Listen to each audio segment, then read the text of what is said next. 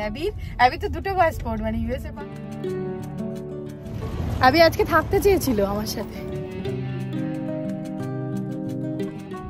Hello everyone, good morning, happy Monday. Monday সকালবেলা আমি office যাচ্ছি, আমার সাথে এরাও অফিস যাচ্ছে, তাই তো? আজকে সবাই মিলে আমরা টরন্টো যাচ্ছি। আমি তো অফিস যাই প্রত্যেক মানডেতে, তো আজকে অ্যাবি আর অমি তো টরন্টো যাচ্ছে, কারণ হচ্ছে আজকে অ্যাবি বাবুর পাসপোর্ট রিনিউ আছে। ওর ওই ইউএস পাসপোর্টটা, মানে বাচ্চাদের তো 5 বছর পর পর দেয়, তো ও 10 ইয়ার্স হয়ে যাচ্ছে নভেম্বরে, তো ওর অক্টোবরে পাসপোর্টটা এক্সপায়ার করবে। তো সেই জন্য আজকে যাচ্ছি ওর পাসপোর্ট রিনিউর জন্য।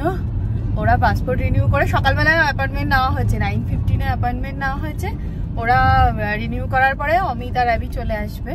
অমিত ফার্স্ট হাফটা ছুটি নিয়েছে, তো ওরা চলে আসবে, আমি তারপরে অফিস চলে যাব ওখান থেকে। এমনিতে যদি ইউএসএ তে পাসপোর্ট রিনিউ করতে যেতাম তাহলে পরে আমাদের পোস্ট অফিসেই হয়ে যেত, কিন্তু যেহেতু আমরা আদার কান্ট্রি থেকে করছি সেজন্য আমাদেরকে যেতে হবে হচ্ছে ইউএস কনসুলেট। আমরা একবার ভেবেছিলাম যে ইউএসএ তে গিয়ে ওর পাসপোর্টটা রিনিউ করে আসবো ইউএস পোস্ট অফিস থেকে। তারপরে ভাবলাম যে আবার মানে ইউএসএ যাবো, যদিও খুব একটা বেশি সময় লাগে না, ইউএস বর্ডার যেতে বোধহয় 2.5 আওয়ার্সের মধ্যেই পৌঁছে যাব। তো তারপরে ভাবলাম ঠিক আছে থাক, এখান থেকেই করে নিই। টরন্টোতে আমি অফিস যাই, ওরা টরন্টো আমাদের যাতায়াত করাই হয়, এখান থেকেই করে নিই। তো আজকেই অ্যাপয়েন্টমেন্ট নিয়েছি, মানডেটা ইচ্ছে করেই নেওয়া হয়েছে, তাহলে সবাই মিলে একসাথে গিয়ে মানে পাসপোর্ট রিনিউটা করে তারপরে চলে আসবো। আর যেহেতু ও মাইনার থেকে তো দুজনকেই লাগে, দুজন প্যারেন্টকেই প্রেজেন্ট থাকতে হবে, তো সেই সব করেই প্ল্যান করা হয়েছে মানডেতে। আজকে মানডে, সপ্তাহের প্রথম দিন, সবাই অফিস যাচ্ছে। আজকে প্রচণ্ড ট্রাফিক হয়েছে রাস্তায়, এই জন্যই এই ট্রাফিক অ্যাভয়েড করার জন্যই বেশিরভাগ লোকই টরন্টোতে ট্রেনে যাতায়াত করে। আজকে যদিও আমরা 3 জন, আর তারপরে আবার স্টেশন থেকে নেমে আমাদের আর একটা টিটিসি নিতে হবে ওই ইউএস কনসুলেটে যাওয়ার জন্য, সেই জন্যই গাড়ি করে আসা। না হলে টরন্টো যাওয়ার জন্য ট্রেনের কমিউনিকেশনটাই সব থেকে ভালো, না হলে ট্রাফিকে যতটা সময় দেখাবে বাড়ি থেকে বেরিয়ে, ধরে নিতে হবে তার থেকেও আরও 20-25 মিনিট এক্সট্রা লাগবে। এখানে ম্যাপে দেখাচ্ছে আমাদের আর 9 কিলোমিটার যেতে হবে, কিন্তু সময় লাগবে 30 মিনিটস। টরন্টো সিটিতে ঢোকার মুখেই প্রচণ্ড ট্রাফিক হয়, কোনো রকমে গাড়ি একটু একটু করে এগোচ্ছে, আর কিছুক্ষণ পরপরই ম্যাপে দেখাচ্ছে 10 মিনিট অ্যাড হলো, 5 মিনিটস অ্যাড হলো, এরকম করে এগোচ্ছি আমরা। ফাইনালি সামনে ওই সিএন টাওয়ার দেখা যাচ্ছে। সিএন টাওয়ার দেখা যাচ্ছে মানেই আর কিছুক্ষণের মধ্যেই আমরা টরন্টো সিটিতে ঢুকে যাব। আমাদের অ্যাপয়েন্টমেন্ট আছে 9:15-এ। মাঝখানে একটু টেনশন করছিলাম যে ঠিকঠাক টাইমে পৌঁছতে পারবো তো। পৌঁছে গেছি আমরা, এখানে একটা পার্কিংয়ে গাড়িটা রেখেছি। আর কনসুলেটে ঢুকতে গেলে পরে কিচ্ছু নিয়ে যেতে দেয় না, হাতে করে সমস্ত ডকুমেন্ট নিয়ে যেতে হবে, ওয়ালেট না, মোবাইল না। এখন সমস্ত গাড়ির ট্রাঙ্কে সব জিনিসপত্র, আমার অফিস ব্যাগ, ল্যাপটপ সমস্ত রেখে তারপরে যাব। হয়ে গেছে হ্যাঁ বাবুর পাসপোর্ট রিনিউ, বিফোর টাইমে হয়ে গেছে। 9:15-এ অ্যাপয়েন্টমেন্ট ছিল, আমরা মোটামুটি ওই 8:50-তে গিয়ে পৌঁছে গেছি, আর 9:15-এর মধ্যে পুরো ব্যাপারটা আমাদের হয়ে গেছে। আর খুবই ইজি প্রসেস আর ভীষণ ফ্রেন্ডলি। অ্যাবি কি বলছে? অ্যাবিকে তো স্টিকার দিয়েছে, আর অ্যাবিকে জিজ্ঞেস করছে তোমার সামার ভ্যাকেশন কেমন চলছে। তারপরে আবার বলছে যে দেখ ওখানেই আছে। তারপরে আবার বলছে যে তোমার মমিকে কি সামার ব্রেকে তুমি হার্ড টাইম দিচ্ছ? বলছে না না দিচ্ছি না। আমিও বলছি না না দিচ্ছে না, লক্ষ্মী ছেলে। হ্যাঁ, দিয়ে টুকটাক কথাবার্তা হলো আর কি, যেগুলো হয়। একবার দেখছি ও একটা ভুল অবশ্যই মাঝখানে আমরা করেছি, ডকুমেন্ট গুলো দিয়ে এসেছি, দেখছি আমার নাম ধরে ডাকছে। তারপরে হলো আমরা যে হয়তো মানে আর কি নাম ধরে ডাকছে, হয়তো আমাদের টার্ন, সেই জন্য। আর ইউএসএ তে একটা ব্যাপার আছে, যখন ওই অ্যাবি বর্ন হয়েছিল, বার্থ সার্টিফিকেট মানে যত সিগনেচার করতে হয়েছিল, মমিকেই সব সিগনেচার করতে হয়েছে, মানে মা বাবার নাম বার্থ সার্টিফিকেটে। কিন্তু যখন ওই ফর্মাল, যখন ও ডিসচার্জ হচ্ছিল, ওকে নিয়ে যখন হসপিটাল থেকে আসছিলাম, সমস্ত কিছুতে মাকেই সবকিছু সিগনেচার করতে হয়। তো আমি ভেবেছি সেই রিলেটেড কিছু একটা। আমি বলছি তোমার নাম ডাকতে চাও, দিয়ে গেলাম, গিয়ে বলছে না, মানে আমার পাসপোর্ট দেওয়ার বদলে অ্যাবি তো দুটো পাসপোর্ট, মানে ইউএসএ পাসপোর্ট আমরা রিনিউ করতে এসেছি, ও তো কানাডার পাসপোর্ট আছে, দিয়ে ভুল করে অ্যাবির পাসপোর্ট দিয়ে দিচ্ছে। আমরা তো বুঝতেই পারছি না, আমাকে বলছে এটা তোমার ছেলের পাসপোর্ট, তোমার পাসপোর্ট কোথায়? আমি তো দিয়েছি আমার পাসপোর্ট। তারপরে আমাকে বলছে না না এই দেখো তোমার ছেলের এই পাসপোর্টটা। তখন আমরা বুঝতে পারলাম ভুলটা কি করেছি, দিয়ে তারপরে আবার গিয়ে তারপরে আবার আমার পাসপোর্টটা ছিল, এই ফাইলটাই শুধু নিতে দিয়েছিল। একটা ট্রান্সপারেন্ট ফাইল, তার মধ্যে সব নিয়েছিলাম। আর তো মোবাইল, তারপরে মানে সমস্ত কিছু, ব্যাকপ্যাক যা যা ছিল, অফিস ব্যাগ সবই তো ট্রাঙ্কে রেখে গেছিলাম, কিচ্ছু নেওয়া যায়নি। এখান থেকে আমার অফিস হচ্ছে 10 মিনিট মতন। আমি তোমাকে গাড়িতে ড্রপ করে দিয়ে তারপরে ওরা বাড়ি চলে যাবে। তো আমরা সকালবেলা অত সকালে বেরিয়েছি, খুব একটা তো কেউ ব্রেকফাস্ট করে বেরোতে পারেনি। এই যে সবাই কফি নিয়েছি আর কতগুলো ওই স্যাভরি পেস্ট্রি নিয়েছি। এই যে ক্রিম চিজ অ্যান্ড কি জানো এটা এটা কি নিয়েছি আমরা? ও হার্ব অ্যান্ড গার্লিক স্যাভরি পেস্ট্রি নিয়েছি। সবাই একই নিয়েছি। আমি আর এখন খাচ্ছি না, অফিসে গিয়ে বসে তারপরে খাবো। এনে টিস্যু। এই যে এই বিল্ডিংটা এসেছিলাম আমরা, এখানে এখনো লোক দাঁড়িয়ে আছে কাছাকাছি। আমি হয়তো হেঁটেও চলে যেতে পারতাম। আমার এক অফিস কালিগ টরন্টোতেই থাকে, তাকে আমি জিজ্ঞেস করছিলাম যে এখান থেকে অফিস যাবো, বলছে হেঁটেই চলে এসো। তারপর ভাবলাম অমিতরা তো যাচ্ছেই গাড়ি নিয়ে, তখন একটু ড্রপ করে চলে যান। এই যে ওরা আমাকে অফিসের কাছাকাছি নামিয়ে দিয়েছে, ওরা বেরিয়ে গেল। বাই আবি, বাই। আবির খুব ইচ্ছে ছিল আমার সাথে অফিসে আজকে থাকবে সারাদিন। আমাকে বলছে তোমার সাথে থেকে যেতে পারি। থাকতে পারতো, এমনিতে আবি খুব একটা ঝামেলা করে না, গল্পের বই পড়ে টড়ে সময় কাটিয়ে দেবে। কিন্তু ওই কখনো কখনো লম্বা মিটিং হয়, তখন আমি মিটিং রুমে চলে গেলে পরে ও বোর হবে। বললাম বাবার সাথেই চলে যা, বাড়ি গিয়ে শুয়ে বসে গল্পের বই পড়, খাওয়া দাওয়া কর, দেখবি আমি চলে আসবো। আজকে অনেক দিন পর অফিস লাঞ্চ নিয়ে এসেছি, এগ কারি আর রাইস। অফিস লাঞ্চে আমি মোটামুটি চেষ্টা করি এমন কিছু খাবার আনতে যেটা স্পুন দিয়েই খাওয়া যায়, কারণ এখানে তো লোকজন খুব একটা বেশি হাত দিয়ে খাবার খায় না, সেজন্য। আর তার সাথে নিয়ে এসেছি বেবি ক্যারেট। অফিস লাঞ্চের সময় যখন কালিগরা সবাই মিলে গল্প করছিলাম, তখনই জানতে পারলাম যে আজকে হচ্ছে ন্যাশনাল লিপস্টিক ডে।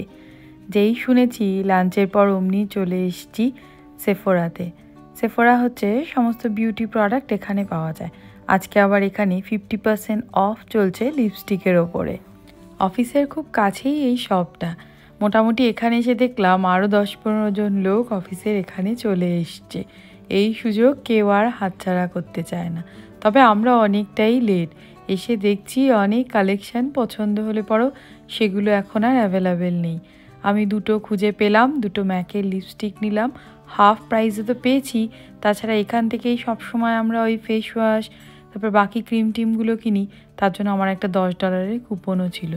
সব মিলিয়ে অনেকটাই কম প্রাইসে পেয়ে গেছি।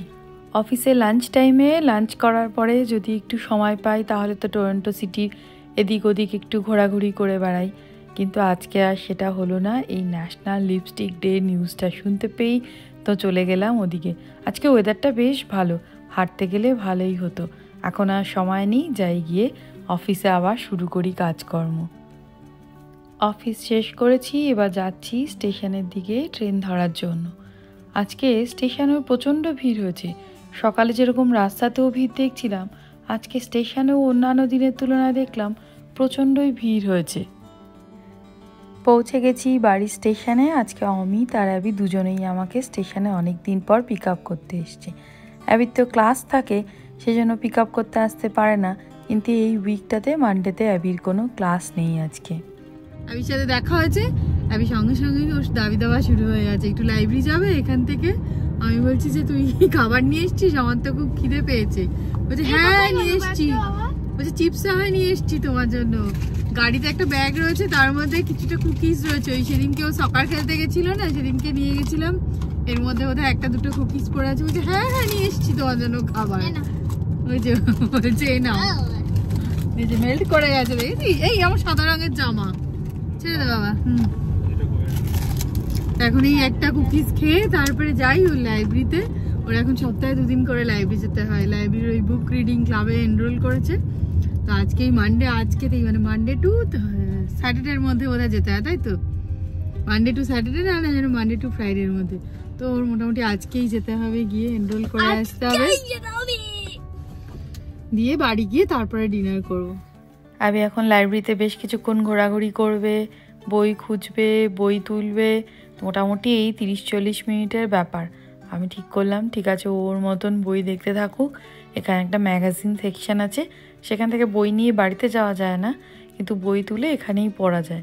তো আমি এখান থেকে বেশ কয়েকটা ম্যাগাজিন তুলে নিলাম, আমার পছন্দের ম্যাগাজিন, সব কুকিং রিলেটেড, গার্ডেনিং, তারপরে হোম ডেকর রিলেটেড, এরকম কয়েকটা ম্যাগাজিন নিয়েছি। আর দেখলাম লাইব্রেরির একটা কর্নারে বেশ কয়েকটা সোফা খালিও আছে। এখান থেকে বাইরের ভিউটাও খুব সুন্দর।